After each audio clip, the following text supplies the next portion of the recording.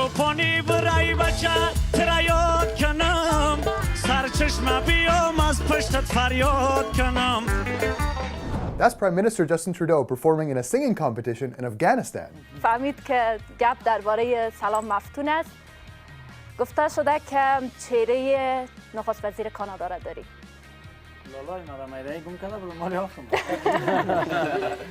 Okay, so it's not one of those 10-year challenge posts, but nice hair though. Hello and welcome to Backbenchers, your bi-weekly snapshot of Canadian politics. I'm Ryan Maloney. I'm Mohammed Omar. It's the new year. We're so happy to be back on your phones and computers and VCRs. We've got a lot to talk about. First and foremost, Backbencher baby. Yes, I am a new dad now. Our producer, Alia, is a new mom. We've increased our viewers and our fan base by 2, and we are psyched about it. Parenting looks easy and fun. And speaking of fun, the Liberals started off the year with an exciting cabinet shuffle. Trudeau is crisscrossing this beautiful country of ours on his town hall tour, and everyone's very jazzed to see him. Okay, well, sir, please respect her ability to ask a question.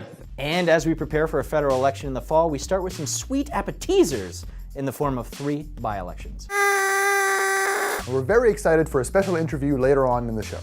How's your day been so far?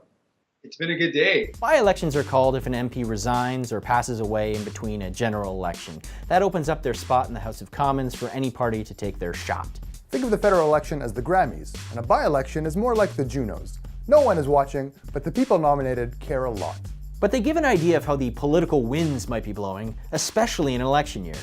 Trudeau has called 3 by-elections for February 25th. One is in Ontario's York Simcoe, a reliably conservative riding. The second is in Quebec's Outremont, which is the former riding of ex-NDP leader Tom Mulcair. Historically a Liberal riding, Mulcair flipped it to the NDP in 2007, so winning it again is a huge test for the party. But all eyes are on BC's Burnaby South, where, like me on a crowded bus, current NDP leader Jagmeet Singh is desperate for a seat. We caught up with Singh over Skype from his new house in Burnaby to see how things are going.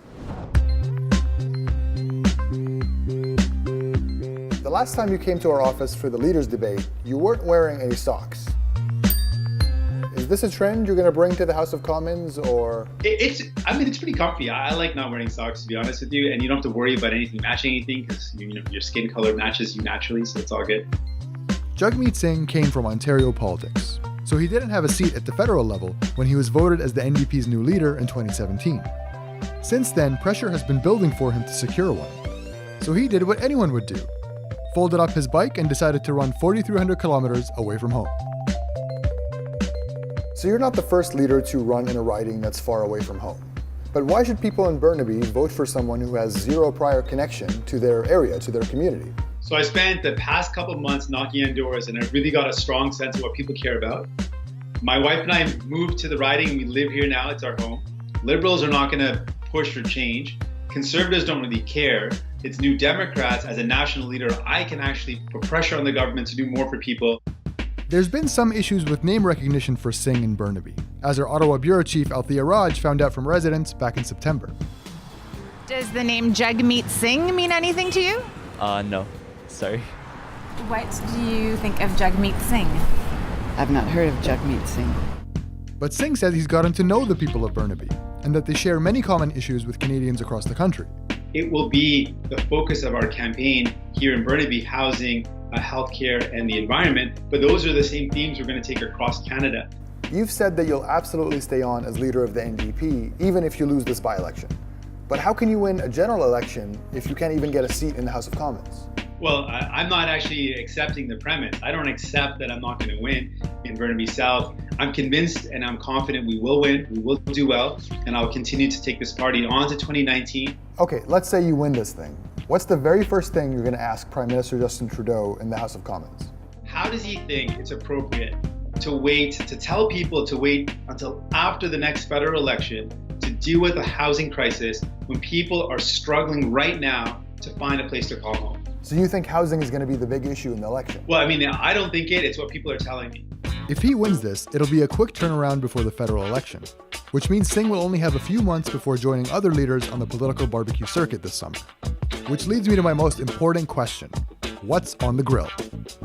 I'm grilling halloumi because I love halloumi and I'm a vegetarian. Also some tofu, but I'm going to marinate those in some delicious spices. Singh says he's confident and that his team is ready to take the NDP into the next election. Now we'll see if his campaigning is better than his bowling.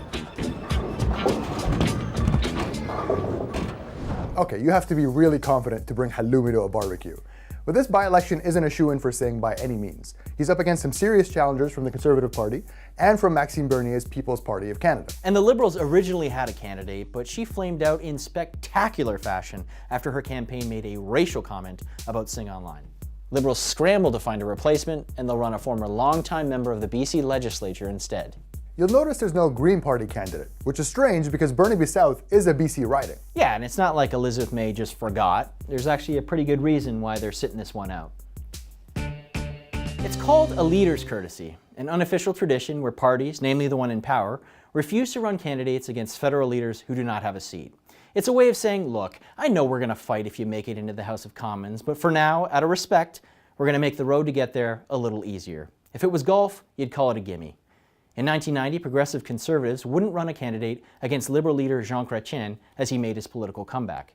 In 2000, Liberals sat out a by-election won by Canadian Alliance leader Stockwell Day. He celebrated, as one does, by riding a jet ski to his first press conference. Now that's how you make an entrance. And in 2002, Liberals and Tories sat out a Calgary by-election won by Alliance leader Stephen Harper. But in all of those cases, the men running were leaders of the official opposition, a pretty hard job to do if you can't speak in the House. The NDP's Jagmeet Singh, of course, leads the third place party. But nearly 20 years ago, Liberals also extended the courtesy to PC leader Joe Clark, at the time leader of the fifth place party, as he was trying to get back in the game. But Clark was a former prime minister. You gotta let him come through. He puts the right on and right honorable. So, are the other parties actually being unkind to Jagmeet Singh here? Well, that's up for debate. But with a federal election about 9 months away, you can bet there's one thing on his mind, and that's winning. When we asked Singh about the leader's courtesy, he said he didn't really care if the Liberals or Conservatives were running someone against him. That said, he said what Elizabeth May did was very nice. And the NDP could be in a tight spot here either way. If Jagmeet Singh wins, he probably won't get into the House of Commons until mid-March or so, which is not a lot of time to make an impact before MPs head home for the summer. And if he loses, the party might have to scramble and find a new leader in time for October. It's high stakes, high drama. If there's one by-election you should watch in your lifetime, it's this one. That's our show. Thank you very much for watching. For more on these stories, check out HuffPost.ca or find us on HuffPost Canada's YouTube page. We'll leave you now with my favorite moment from the last 2 weeks. Really quick, really funny question. It was pertaining about Donald Trump. Would it really be bad relationship advice to give you just to tell you, from all of us, just push him off a cliff, we're good.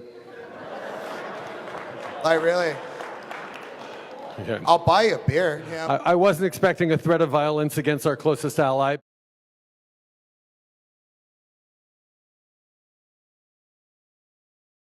That's by-elections, baby.